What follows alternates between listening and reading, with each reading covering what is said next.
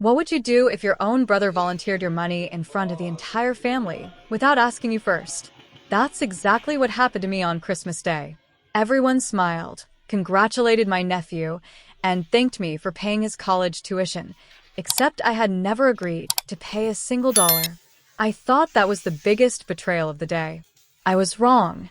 Minutes later, an anonymous Christmas gift was opened, and what fell out of that box exposed years of deception, hidden money, and lies so shocking that dinner ended with one family destroyed forever.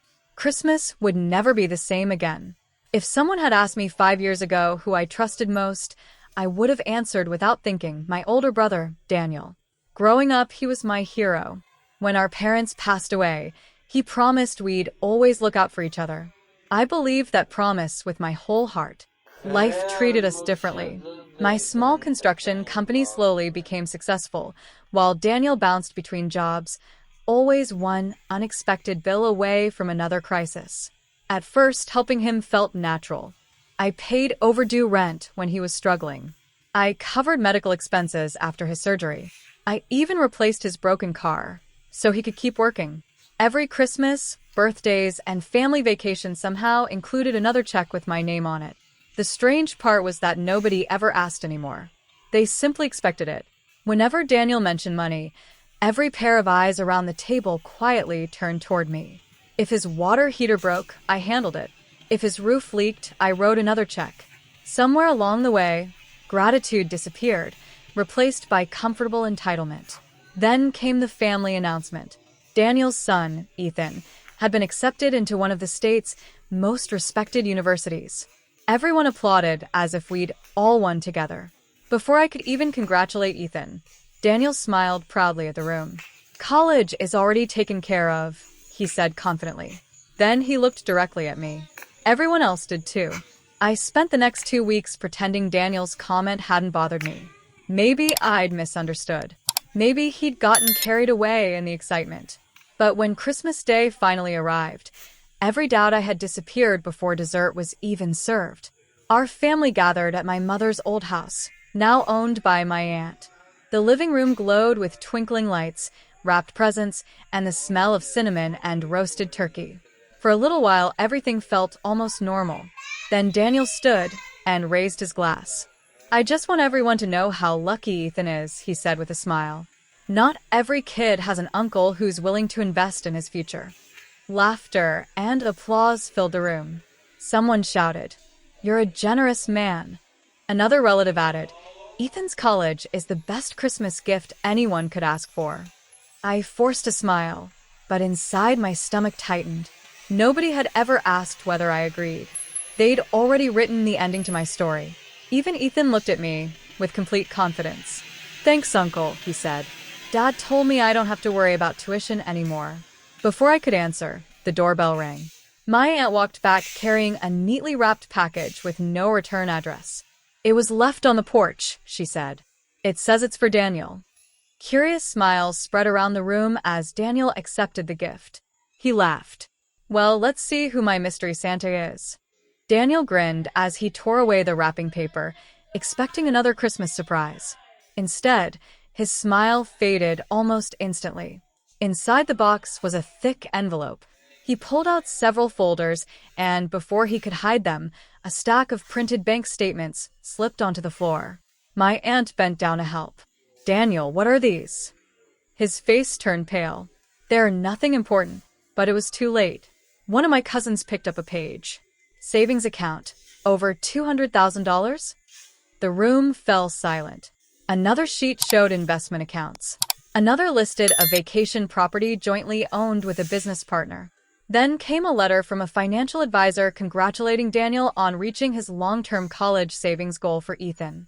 Someone whispered, "You already saved enough?" Every eye turned toward him. Daniel swallowed hard. "It's not that simple." I watched him scramble for words I'd heard him use for years.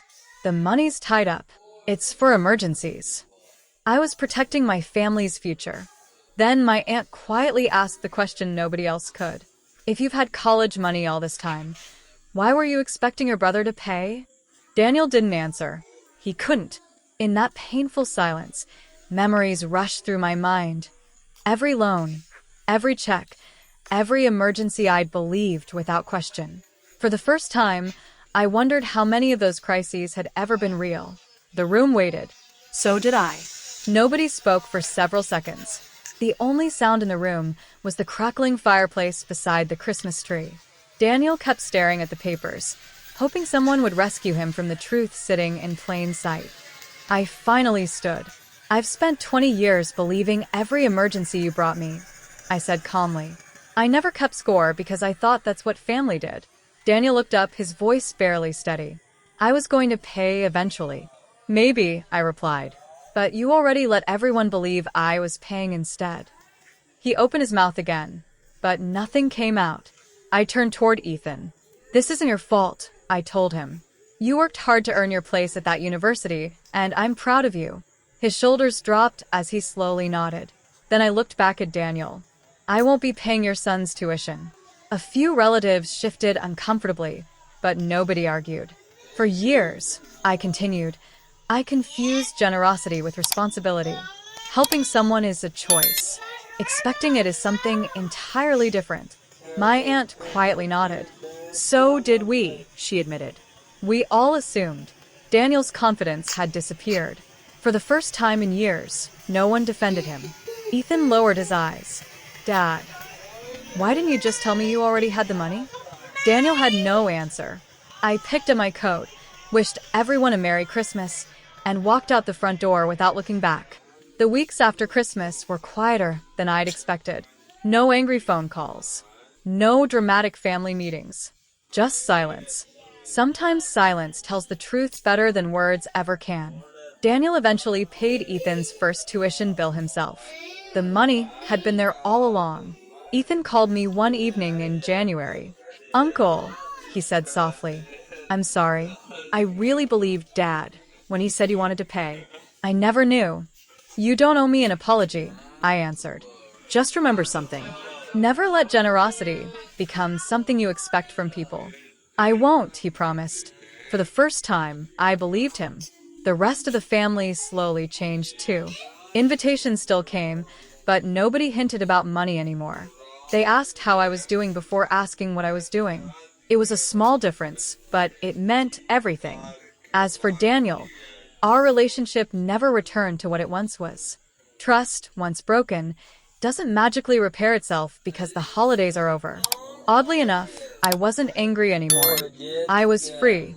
Looking back, December 25th wasn't the day my family fell apart. It was the day I finally stopped confusing love with obligation. The greatest Christmas gift I ever received wasn't wrapped beneath a tree. It was the courage to say no, and finally mean it. That single word gave me something no amount of money ever could. Peace.